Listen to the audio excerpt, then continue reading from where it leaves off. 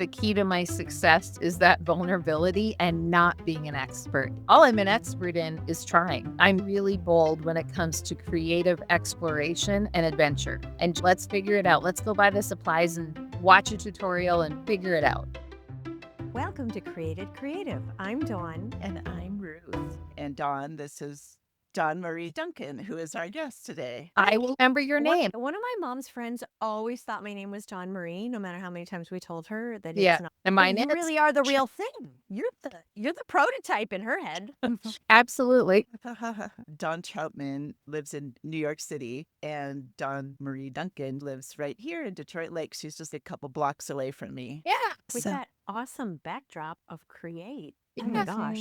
In my studio. So we take a lot of pictures in front of that when the students or participants finish their masterpieces. Yeah, it's fun. Yeah. So I've been wanting to have you on the podcast for a while because you are a very creative soul and you are always doing interesting things. And there's a lot that we can talk about, and particularly the artist's way. And that's what we've been talking about right now. So this is a perfect time to draw you in. But Yeah. as we get started, would you please just introduce yourself to our listeners? Sure. I am Dawn Marie Duncan, and I'm an entrepreneur who lives in Minnesota and still works nationwide. I've done that throughout my 28 years as an entrepreneur. The business that I have called Yellow Bright Creative is only 13 of those years. And it's really evolved from its early beginnings were actually in the music industry. And we can get more into the artist way, but I was definitely a shadow artist. I was being paid to publicize and promote rock stars and put them on stage while I hung in the background and pushed my own creativity aside for the benefit of others. So over the years, it evolved. And then when I moved from Colorado 5 years ago back to my home state and near where I grew up, this is where everything really came together for me. And so I'm a visual artist. I am a writer. I'm a published children's book author. And I have some side work, if you will, some contracts where I do the editing for 2 different local or regional publications. So luxury, lake home property, and also a women's magazine. So you are very busy. I am. I teach fitness on the side too. So I guess the whole crux of that whole spiel is I'm definitely a creative person, and I'm not someone who should have a job being employed by someone else because I like to do a lot of things and control my environment. If something's not working, I just move on to the next thing and creatively problem solve until it either works or doesn't. And then I'm on to the next one. Love it. You, for quite some time, had multiple income sources, which I then have. allow you to craft a life. You know, when I was about 25, I had really like most 25-year-olds, I was just getting started, didn't have a lot of money in Yeah. the bank, didn't own a house. Yeah.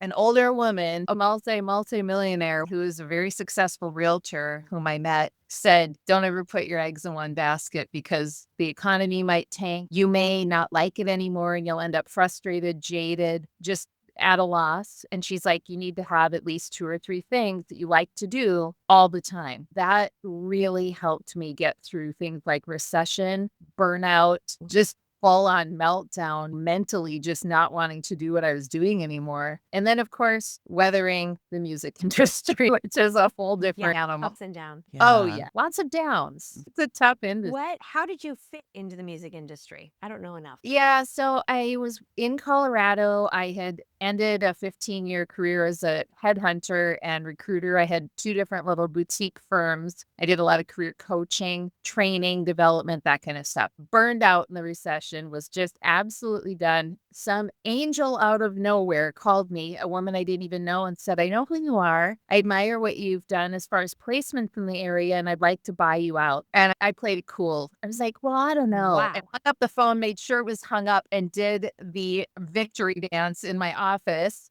Called her back, still playing it cool. Yeah. Like, yeah, we could probably do that. The person who wants it least gets the best. And then in the the resume negotiation. division of my company, I called somebody I knew, and she was a career coach. And I said, I'm going to sell the recruiting part of my business. Do you want to buy the resume part? And she did. I got out and I didn't really know what I was going to do, but I had met a band that was blowing up in Colorado and touring nationally. They'd sold a song for placement. I got to be friends with them and loved them. And they needed a publicist for the first time ever. They hired me as their publicist, another person as their manager, and eventually he moved on and retired, and I became their manager. I toured all over the country with them, and in the process, I started a booking agency. So it just evolved, and I think for people who aren't the actual musician, that's a common way of getting into such a strange, fluctuating business, especially if you are not a professional musician. I love music, but I don't think my clarinet playing and piano lessons in Fertile, Minnesota really equip me. Oh, and a little bit of Yeah. a choir. I don't think I'm equipped to say I'm a musician. You're from Fertile, Minnesota? I am. Isn't there the fun what is the football team like? Isn't it a fun Fertile what is the Beltrami name? High School Falcons, 9-man football, and they're currently the state champions. Oh my Awesome. gosh. That needs a shout out. I was a cheerleader, so go Falcons. Go Falcons. Yeah. What band was it? They were called Fierce Bad Rabbit, and every once in a while they'll resurrect and come back together. But now they're having kids and they're in their 40s now. Just wonderful people. And the girl in the band is still one of my best friends. And she's a Oh, viola player who plays 9 or 10 other instruments. But yeah, they're a magical indie awesome. rock band and just loved working with them. They were a bright spot in the industry for me. And they were out of Colorado? Yes. Yep. And they Okay. toured nationally and played in South by Southwest and sold, Yeah. sold some Yeah. songs for placement. But life happens. People are getting married, getting divorced, having kids, moving around the country. So hmm eventually it just ran its course and they went their separate ways. But they do come back together once in a while for a little reunion. Awesome. For those not in the industry, like for placement, what is that? Sold a song for placement. So when a band sells one of their songs for a commercial or a project or licensed use in a campaign or something like that. Great.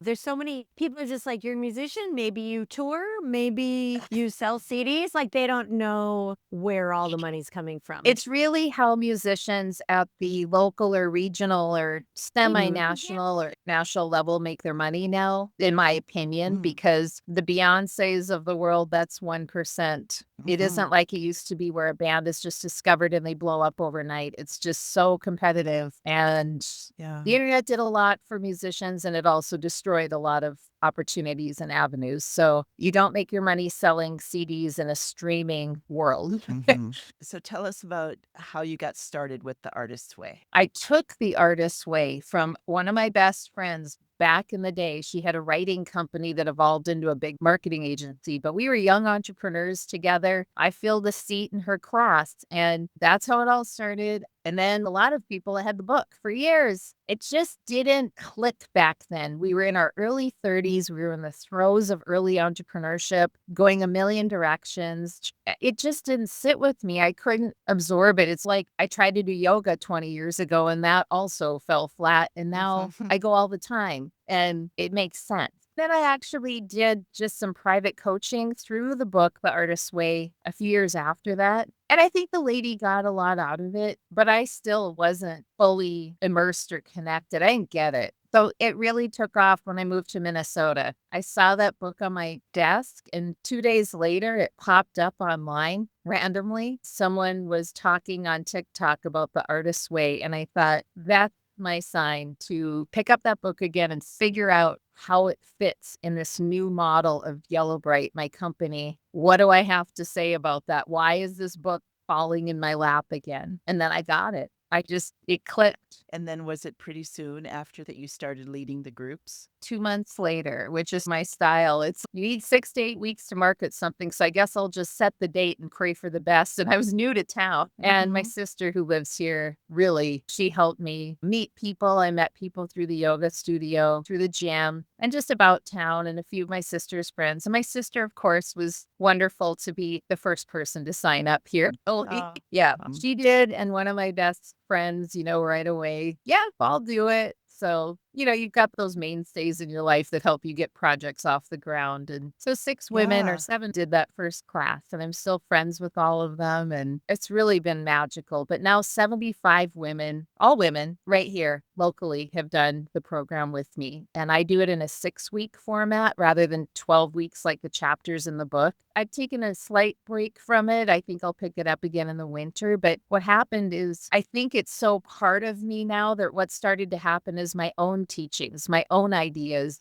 my own experiences and the transformations I've watched helped me to develop my own curriculum and still pull that in, but to really come from the heart and say, oh, absolute accolades and appreciation and gratitude for Julia Cameron. But I really think, I don't know her, of course, but I really think that she's the real deal. And she wants us to get to the point where we are self sufficient in our creativity, not dependent on a source like a book or a person. So you're evolving into having your own sort of creativity class. Is that what you're saying? Yeah, I actually just finished teaching something that I called Emergence and Adventure Through Creativity. And I created that. And actually, one of the people who was in it has done the Artist Way with me 2 times. And she did it twice because the second time she wanted to be supportive for her friend who was scared to do it. Mhm. And that was really nice of her. And then she went through Emergence with me. And then I did a follow-up course to the Artist Way, Julie Cameron's book, Living the Artist Way. And in that Yeah. one, I had Mhm. 4 early retirees, 60-year-olds. They were younger than the typical retiree. I had 4 of them do that book with me. So that was really great because they'd already done the main book. Awesome. And you've mentioned several times about transformations that you've seen through this process. Can you talk a little more about that? Well, I want to start by saying they're not because of me. So I take 0 credit for those transformations other than presenting the information to them, helping them to decipher some things and giving them some art projects. What's happened,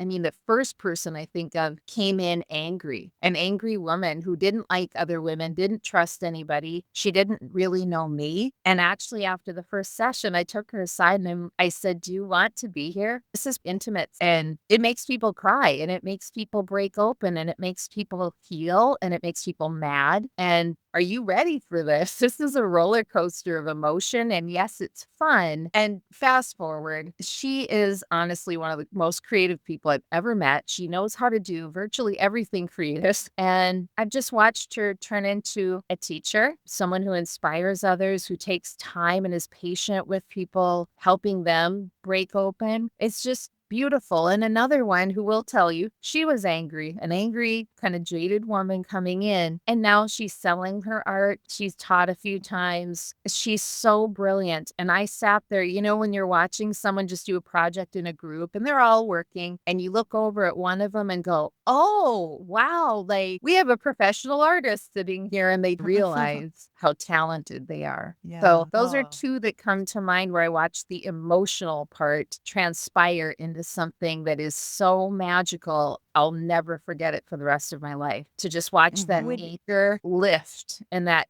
beautiful spirit come through. Does it feel, I don't know if they shared this with you, you don't have to put words in their mouth, but reintroducing creativity, was that the factor that lifted the anger? Yes, because they always have been creative, like everyone's born creative, I believe, you Uh-huh. believe. They just needed that outlet. They needed that encouragement. And you know, a lot of these people come in, as you probably well know, hanging on to stuff from 50 years ago because teacher told them that they did a picture wrong or elephants aren't plaid or whatever it is, or someone criticized their work even as an adult and it shut them down. It just ends the process and they just decide that creativity is for other people, and that means professional artists who make their money selling artwork. And did you like, it seems to me like somewhere in the process of the last few years, did you just pick up painting? No, I've always been an artist, Mm. but I just learned how to watercolor Oh, properly watercolor. 2 years Okay. ago, and the day that I learned, I went home and it was about 8 o'clock at night, and I stayed up until midnight, and the Mm-hmm. next day I got up at about 7 a.m. It was a Saturday, skipped dance class, made a pot of coffee, and I painted all day,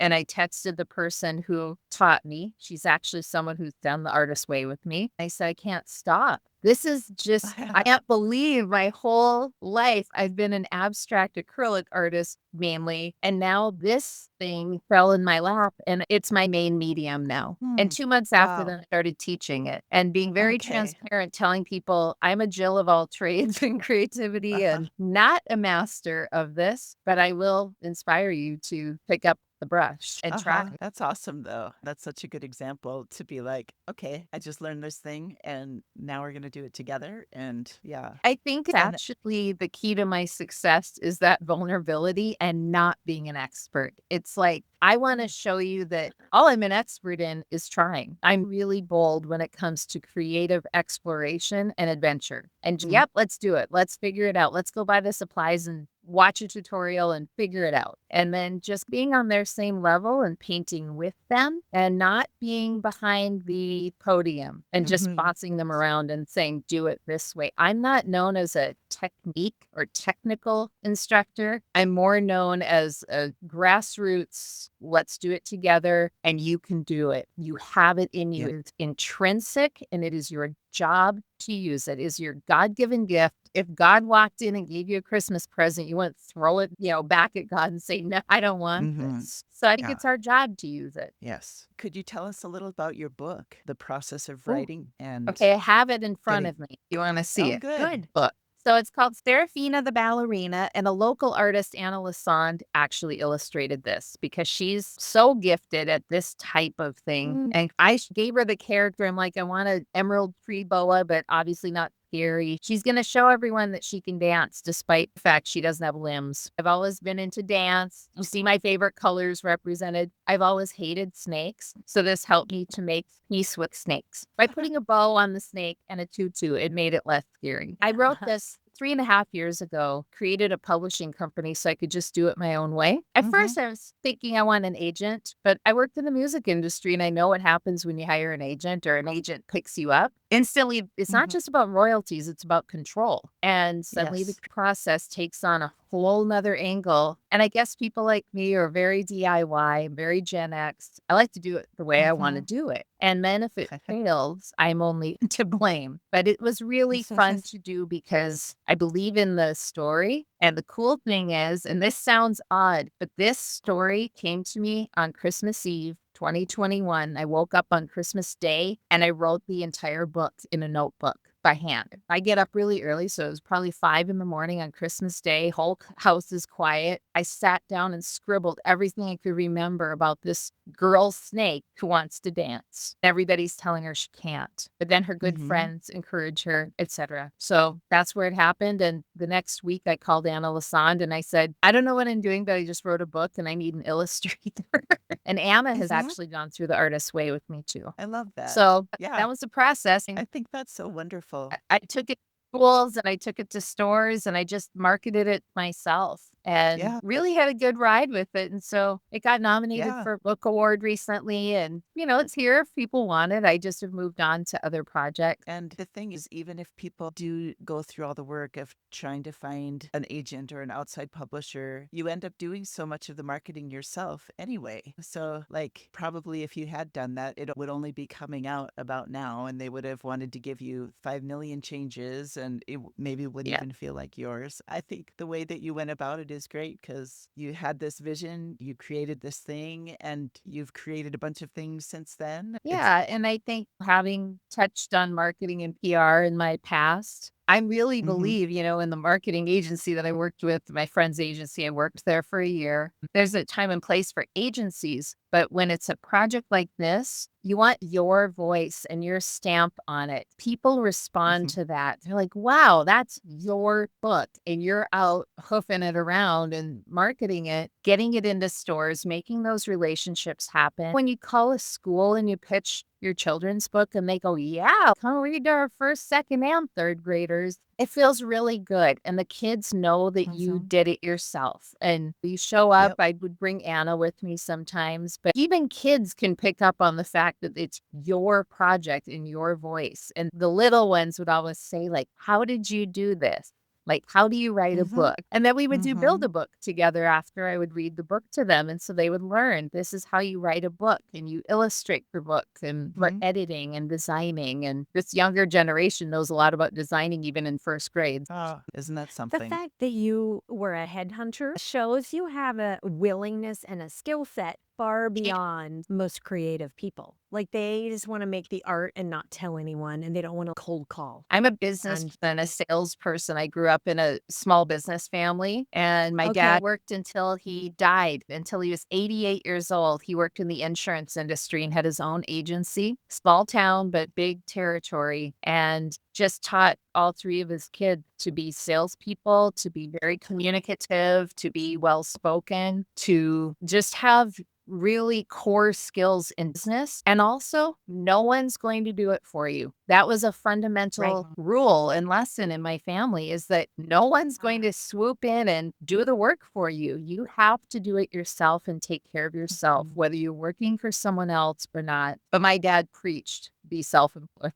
Like you wouldn't even accept someone else doing it right up to age 88. Exactly. Right. I'm not kidding you guys. He was signing client papers, insurance papers the week he Uh, died in the hospital. I mean, he was Wow. cognitively fine. And I right. mean, I'll never Just forget physically. it. It was like 5 days before he passed away. He was doing work. Wow. So tell us a little bit about your creative process. Do you need it quiet? Do you have a certain place? You have a room right there you're in that says create. Is that a place you like to work? I do really like being down here. I rented this space off and on the first few years I was Mhm. in town. I would move around with my classes, which was fun to some degree, but Minnesota winter is horrible, as we know. And so, I remember the days of hustling big totes of art supplies when it's 30 below and the wind is howling. And it's nice to have a space that I just rent permanently. And that's been almost a year. So my Mm. creative process, I create when I'm inspired. If I can't sleep at 3 in the morning, I'll get up and do something, journal, draw, listen to some art tutorial. It's like constant. So I don't have a routine, but I do commit to creating something every day, even if that's just journal entries. I do gratitude walk with my dog every day, and that's how my day starts.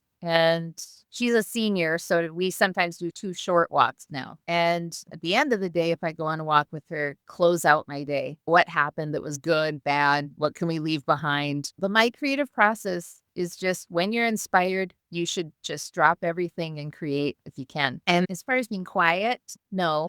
I have a TV down here in the studio, so I have streaming services, and I usually, even if it's just quiet, I'll put on even like the Great British Baking Show or some kind of energy over in the corner, or music. And I have a wide array of types of music that I like. And so whatever fits in that moment. Yeah, but just background. It's usually not cranked up loud unless in my classes, people know I take requests and we crank up the music and we kick up the energy in here and laugh and have a good time. And my whole thing is, let's make this not scary for people. It is not technique based. It's like when I teach dance fitness, they get all worried that they're not going to be able to dance. And it's till you see how kooky we are in here listening to J-Lo and Pitbull. Trust me, it's weird, and we're gonna all just get weird and laugh and have a good Yeah. Yeah. Approachability is huge when it comes to creativity, getting Mm. over our fears. We're not little kids anymore. We don't have teachers standing over us and saying it's right or wrong. It's just whatever we want to Yeah. do.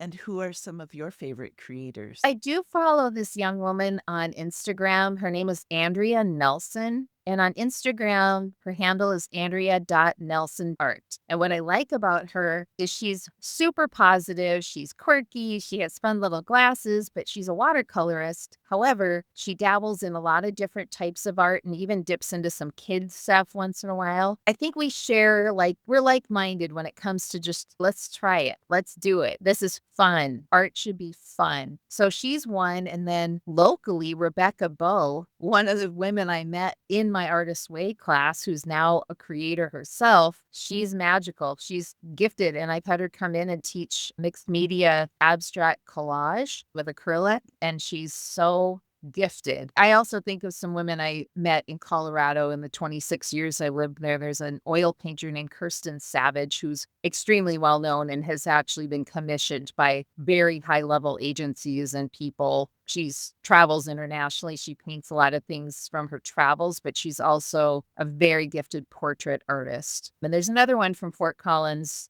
where I lived, Diane Findley. And Diane inspired me really young, like early entrepreneur years. I met her, and she's in her 60s. She paints with bright colors and abstract acrylic, and something sparked when I met her.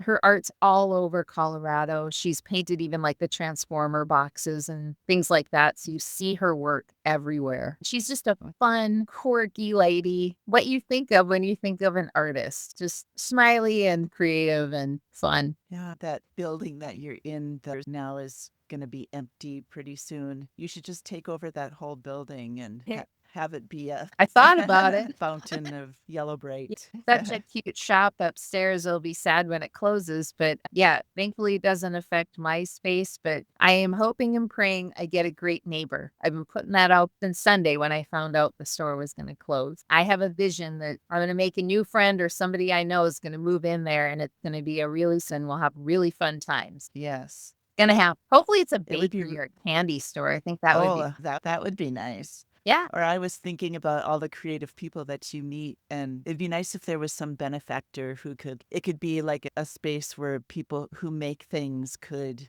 display them, Like booths or something? booths. A rotating booth situation? Love it. Yeah, that could be Absolutely. That could would be really fun. great. And it would feed really well into what you're doing and just Sure. this beautiful, creative think tank. Yeah, my other So- joke about it is, let's make it a dance studio so I can just run up the stairs and feel inspired. Oh, there you go. Yes. And Yeah. put Be some cool, dance too. parties in my space, because one thing that I created this last year was called Brushes and Uh-huh. Bright. And it was a neon painting Mhm. party. And people didn't know that they were going to walk into a pitch black studio with black light Oh, and EDM music playing. And I was dressed all in neon, and I had told them to dress in neon, but I gave them neon tutus, and they had big black canvases, and it was a party in there. It was wow. great. Wow. Lots of It fun. sounds fun. So, how do you see creativity and spirituality connect? In a big way. Julia Cameron in The Artist's Way talks about the inner artist, which is our inner child. And it's so normal to me now to talk about this in a spiritual sense. Her whole thing at the beginning of that book is, look, I'm going to say God, and that can be whatever you want it to be. Yeah. So this isn't a religion course. Even if you don't believe in God, figure out something that you focus on and that inspires you. And so to me, our creativity is spiritual. It is who we are. It is how we came into this world. It is what sets us apart from the animals and plants and other living things. It all ties together. Yes. So, Thank you for being with us. we're so glad that you could spend time with us today, especially in the midst of everything you have going on. Thank you for taking time to talk to us. Thank you for joining us for Created Career. We're so glad that you could join us today. If you haven't already, follow us on social media and go create something. Go create something.